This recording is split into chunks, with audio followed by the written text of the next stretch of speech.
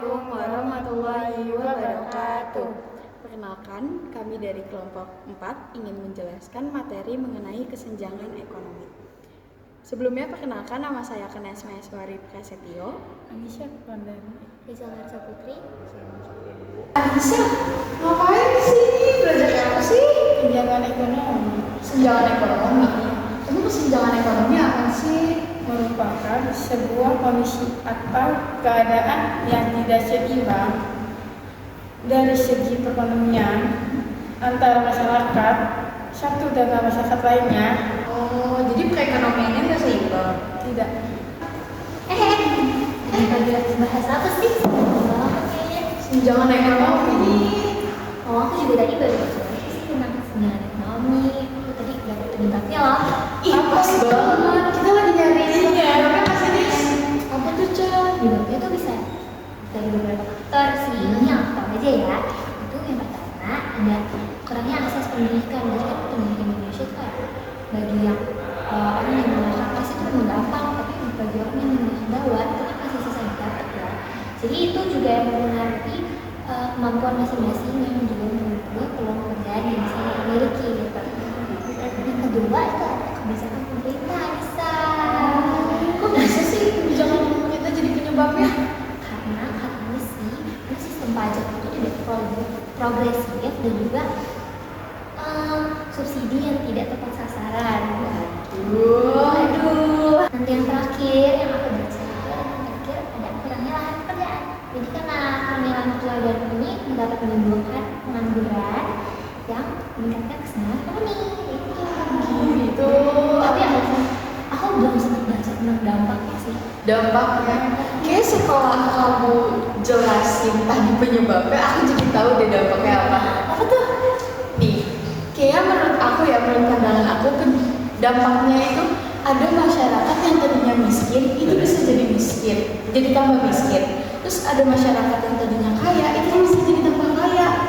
Terus habis itu kriminalitas yang tinggi.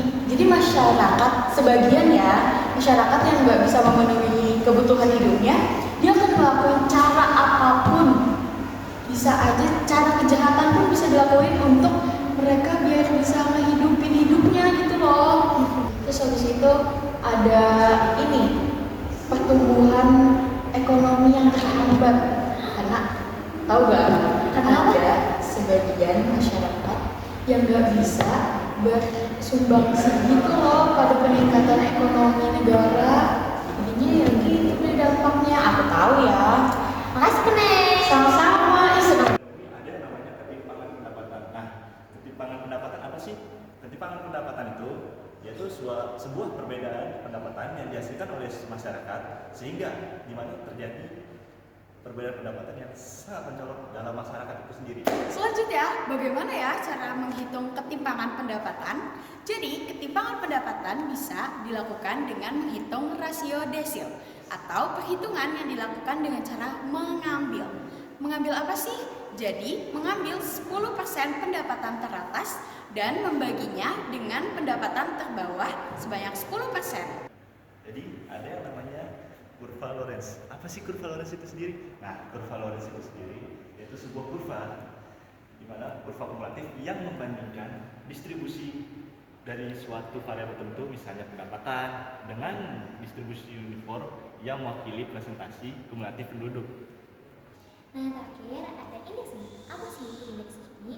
Nah, indeks Gini itu adalah indikator yang digunakan untuk mengukur tingkat kesenjangan pembagian pendapatan relatif antar penduduk suatu wilayah. Akan ada kesimpulan yang akan dijelaskan oleh Anissa. Kesenjangan ekonomi merujukan pada perbedaan pendapatan dan akses terhadap sumber daya antara individu atau kelompok dalam masyarakat ini dapat memiliki dampak negatif. Berikut kesimpulan yang telah dibacakan oleh Anissa mengenai kesenjangan ekonomi.